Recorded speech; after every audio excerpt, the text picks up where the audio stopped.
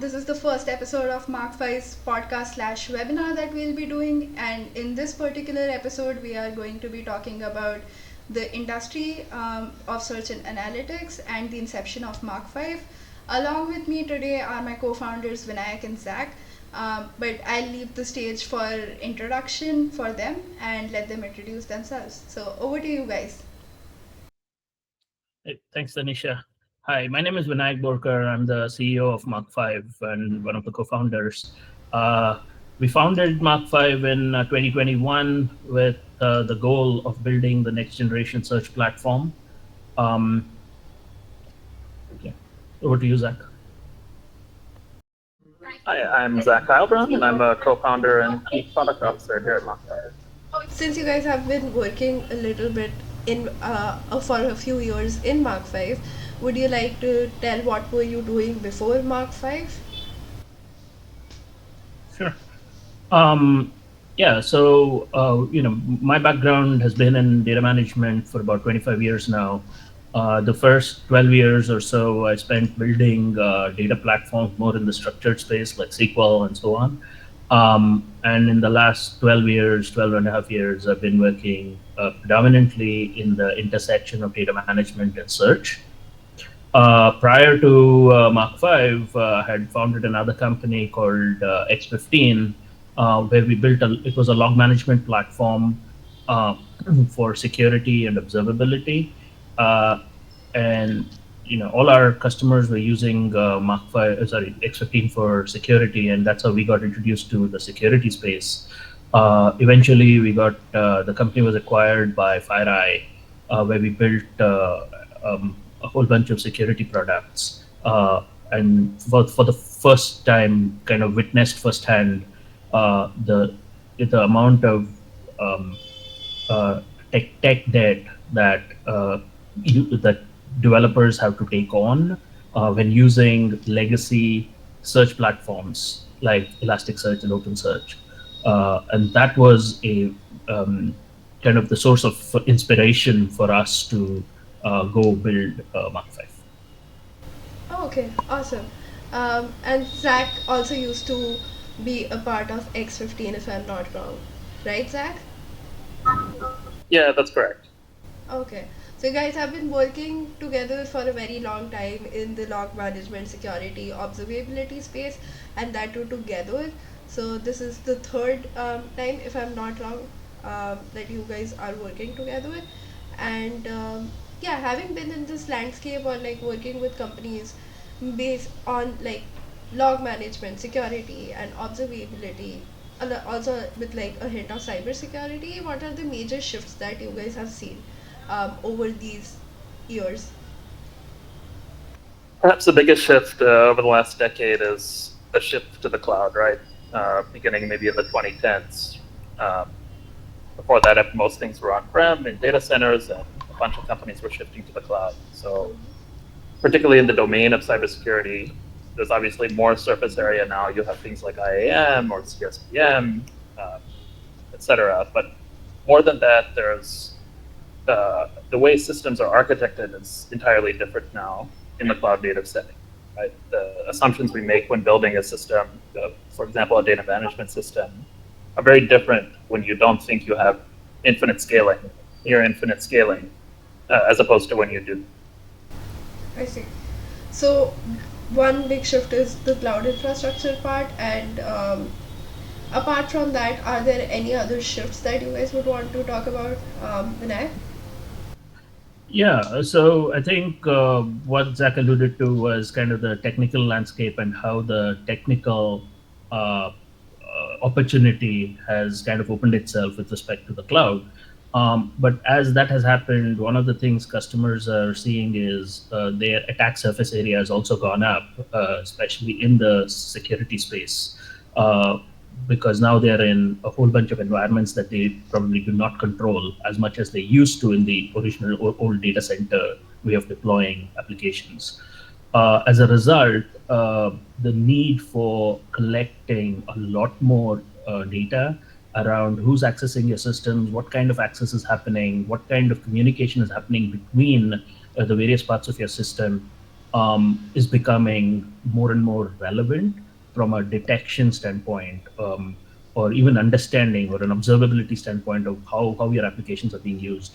So on the use case side, we are seeing a lot more data collection with the goal of filtering it down to figure out what's going on. So I think this is the other side of the opportunity. In other words, customers need a platform for bringing in lots and lots of data that perhaps are at each record level it's very low value, but in the aggregate is extremely important to stop attacks or even to understand what kind of attacks are in progress against their environment.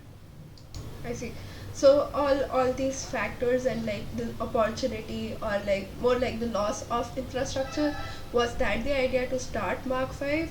And was there like any triggering moment, any like conversation that you had, or any customer per se that got you into thinking, hey, this is the next thing we want to build? So would love to know about that. Yeah, so as I said, we've been in the data space for a long time, and one tends to kind of believe that a lot of the problems that used to be problems 10 years ago are solved because there are so many companies that are building products in that space. I mean, Elasticsearch has been incredibly successful in the observability space, in the search space in general. But when you start using these platforms, and especially with the kind of technology shifts that Zach talked about, what we saw firsthand was that it gets incredibly expensive um, at scale, right?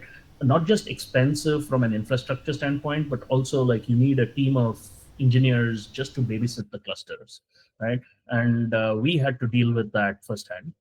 Um, that was kind of the at that time I kind of reached out to other people in the security industry to understand how they solved those problems, and it turned out that this was an open problem, right? Everybody was basically saying, this is the cost of doing business. We need to use Elasticsearch because that's the best existing platform we have access to, and we're going to build our solution on top of that, and this is the cost you got to pay. And coming from a data management background, that wasn't an answer we were willing to accept. We said, no, there is something better we can do. And again, we have Mach5. And just one quick like question: when you say cost, talking to so many people, is this like in thousands of dollars or hundred thousands of dollars when we talk about cost? Because there's also technical debt comes with a cost, and so can you like give a quantitative number for the type of cost or like a range that we are talking Yeah. about here? Yeah, I mean, look, I mean, at the end of the day, for customers to seriously take any product, especially when you're trying to replace an existing environment, um, it cannot be a trivial amount of money, right? I mean, nobody wants to spend the effort to do that. But what we have seen, having talked to a bunch of people, is, I mean, people are spending in the double-digit $1 million, right, on just infrastructure costs. In fact, we've heard from a bunch of security companies that Elasticsearch and OpenSearch tend to be the largest single product spend in their entire tech stack. So we are talking significant amount of cost. But look, at the end of the day, cost and value have to be correlated, right? So our point is not about the cost. Yes, it is the cost, but at the end of the day, you have to rationalize the cost in terms of the value you get. And our view is, using cloud native infrastructure correctly, you can actually get way more value for the same cost, or for the same value, you can reduce your cost substantially. I see. So let's understand this from a technical point as well. How Mark 5 kind of takes down the cost, but at the same time adds value. So Zach, what were some principles or like non-negotiables in the platform design of Mark 5 that you would want the viewers to know specifically? Well, as I mentioned before, a bunch of these systems were built in the pre-cloud era, right? They weren't built to take advantage of infinite scale. And so the biggest conclusion or outcome that comes from that is that systems have to be provisioned for peak workloads at all times, right? And this is what Vinayak is talking about when, at least in terms of cost, right? Why these systems are so expensive. I mean, your choices are provision for the peak workload, or if you don't, you're going to fall over at some point, right? If let's say an attack is happening, or you need to do some analysis all of a sudden because a whole bunch of logs are flooding into the system, if you're not provisioned correctly, you're going to fall over. And that's the biggest thing in terms of at least building in a cloud native manner, right? And so, what exactly does that mean?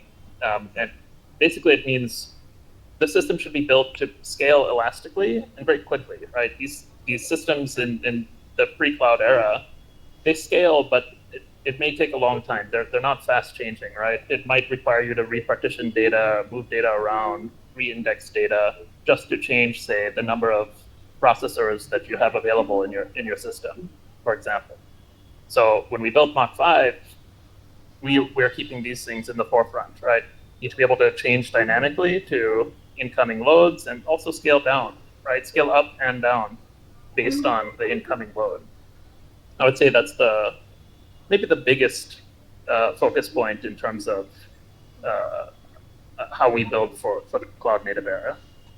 And to add to that, I think there is the other dimension of it, which is the risk that a team has to take on when they say we are going to try to migrate off of Elasticsearch or OpenSearch to a new platform. There's always risk involved.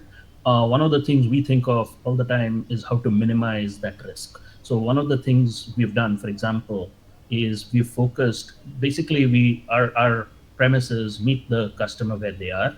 In other words, if a lot of customers, as I said, have built their platforms on top of Elasticsearch and OpenSearch. So one of the things that we started from day one was build to the same API as if that's a standard.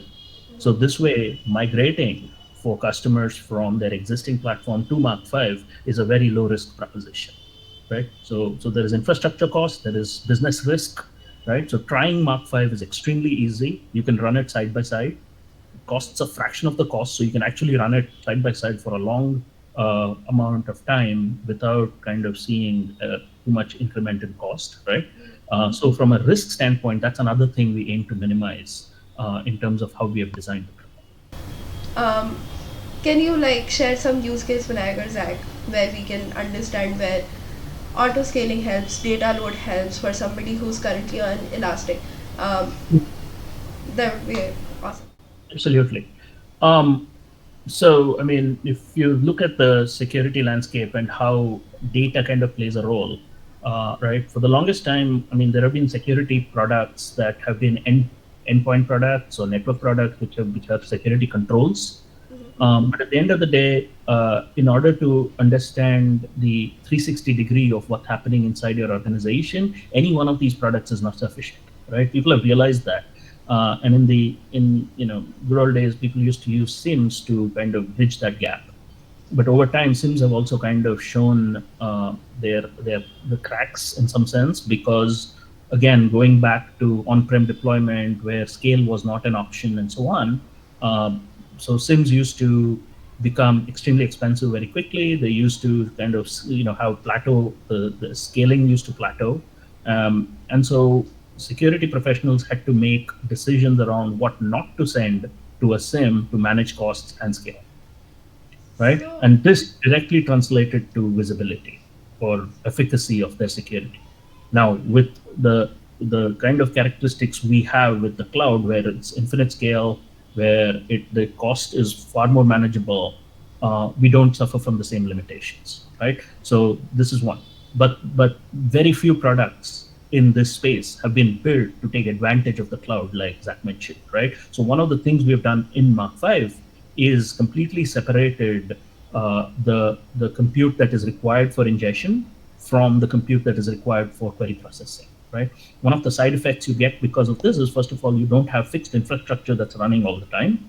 Mach5 automatically senses how much data is arriving, and it automatically scales up and down as needed, so that there's no backlog, and at the same time you're not putting a lot of pressure on existing infrastructure in order to do the work.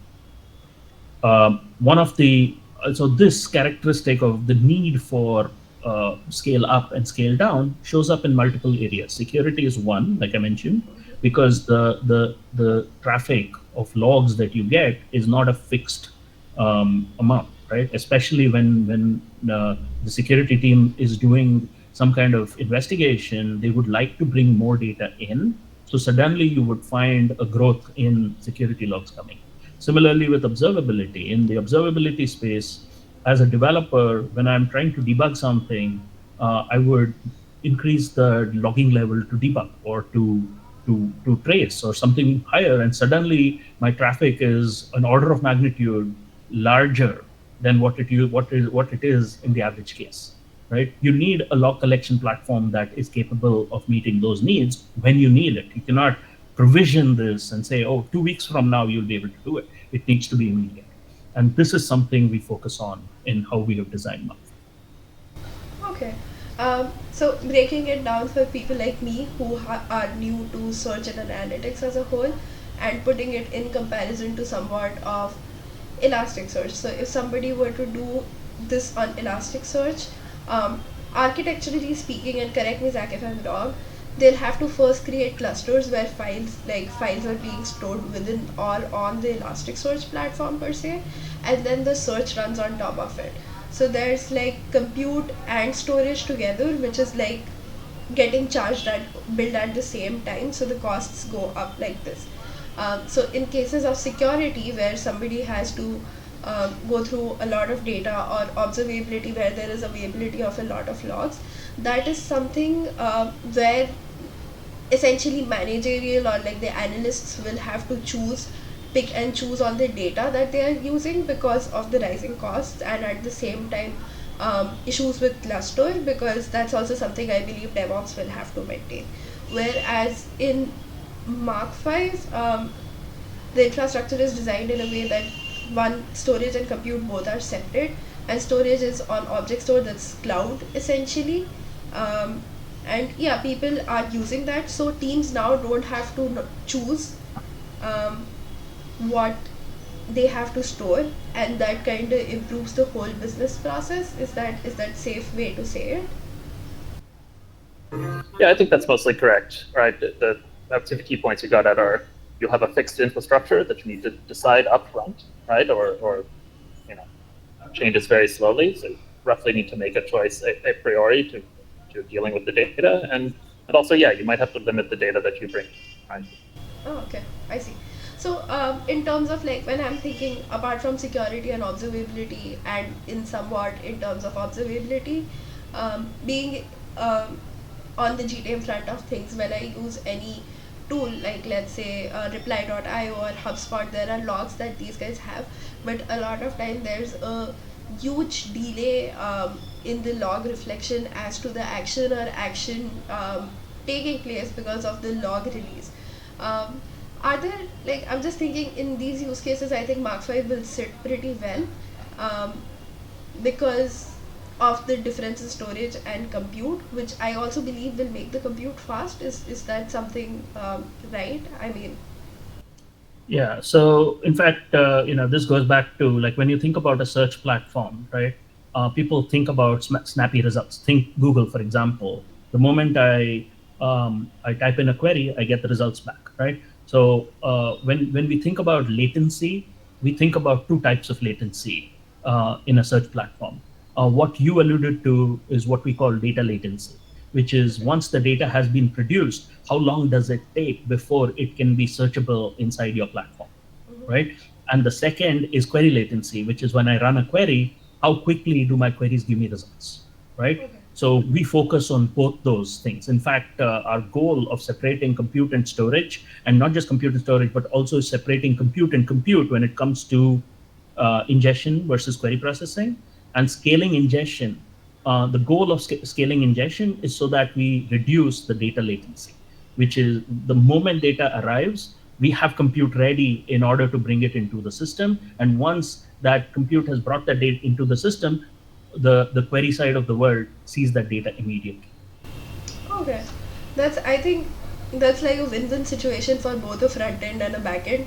if we are talking in terms of applications or like um, the use case I was mentioning, but is there any particular use case that apart from security, observability, and this one that you think we should discuss?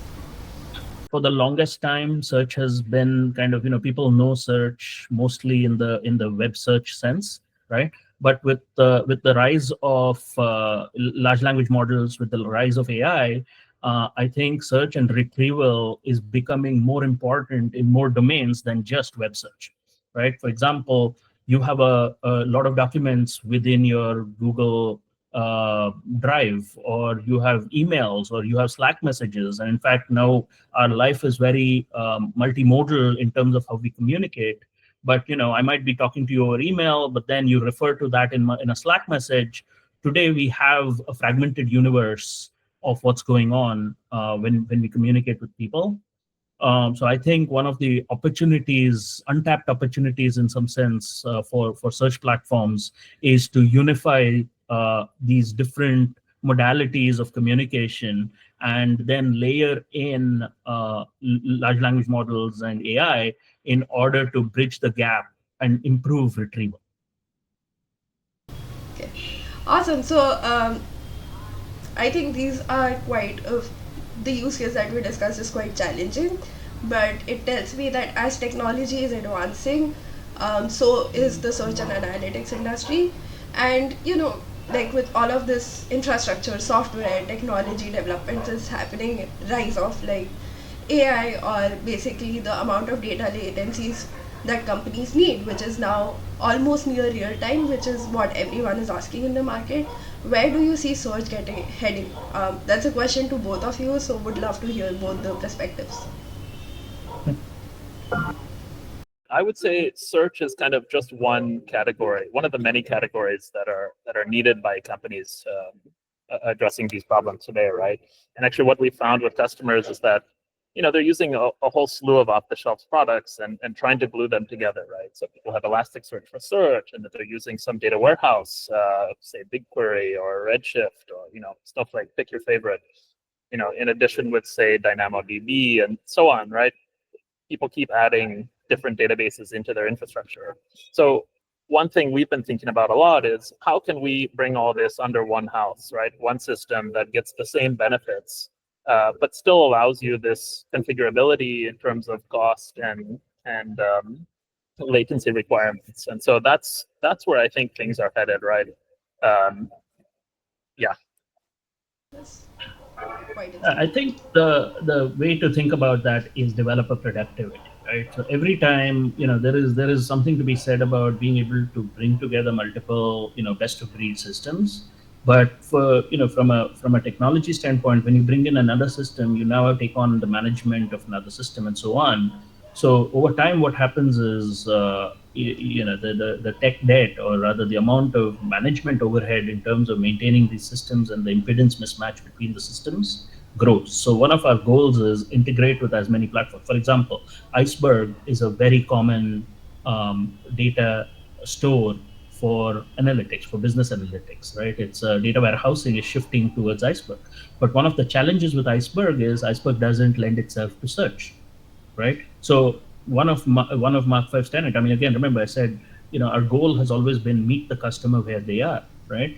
What that means is, I mean, we could go to a customer and say, bring all your data into Mach5, and now you can do search, right? But we feel like that's counterproductive to our whole philosophy and the vision, in the sense the customer has picked Iceberg, we provide transparent search over Iceberg, right? So our goal is to bring search to the various platforms that customers could pick for different reasons, for business reasons, for technical reasons, and so on. Now, one of the things we have also seen is a lot of times people pick a product, like DynamoDB, for example, for being able to do some kind of very quick lookups, right? And what we've seen is a lot of that can be handled by a search platform. So there is also unification at the same time, but it's mostly augmenting existing systems to bring search as a first class citizen into that environment. I see. So, when we say that we can, like, I'm thinking on an enterprise level, a lot of enterprise companies out here, which are global per se, might be using some other technical infrastructure altogether in one country as opposed to the other. So by using Mach5, um, does like Mach5 take care of compliance is what I'm thinking, because the Yeah. thing is, when we say that we can integrate with any infrastructure that a company has, I'm wondering, is it like we can also, like, we can pull a node and have build it on top of one, build it on top of two, and then there's like a layer for querying that kind of helps. Yeah. Yeah, we hear this kind of use case from two types of customers. One type of customer who is distributed across the world, and given the different laws around data management in different jurisdictions, they need a platform that can essentially run in the environment without transferring data out. So just to iterate, Mach5 is not a SaaS platform. We provide software that people run in their environment, and they're free to run it in any environment. They can run it in any of the clouds. They can run it in on-prem. They can run on-prem, and it's the same software that runs everywhere, right? So for example, if you are deployed in Europe and you have sovereignty needs where you cannot move the data out of Europe, Mach5 can be deployed in your European environment, and data does not leave your environment, right? So that's one. Now, one of the side effects of fragmentation is that now there is, especially for something like observability and security, where you need a 360-degree view, you cannot, now the fragmentation comes in the way, because now I need to go to each system and query them. That's how usually things work. But one of the things Mach5 does is provides a federation layer. So if you have multiple Mach5 deployments, we can basically run a query across all our environments and get only the results. So the Security Operations Center has a unified view of all their infrastructure. So as I said, there are two types of companies who care about this. One is the set of companies who are distributed around the world. The second is companies who use multiple clouds, right? So for business reasons, for technical reasons, they might use Amazon, Azure, and GCP. And in this kind of environment, again, Mach5 runs in all of these environments, so they can deploy the same product everywhere, and they can federate across all these environments and not have to pay the egress fees that come along with centralizing the data across these environments. In conclusion to everything, talking about the industry first, talking about search and analytics first, there's been a shift that is there 100% in what every company is facing, going from on-prem kind of a infrastructure to something that's cloud native. Um, and that is happening because the demand of data availability is growing. Now, with things like Elasticsearch that came 10 years ago and OpenSearch, which came, I'm unsure, like 6-7 years ago, safe to say, um, the technology definitely works, but it is a little complex for businesses that want to scale up in terms of, um, once again, maybe the wrong term, but data efficiency and like growing their product without having to um, overburden their devs. That is something where the market or business is heading.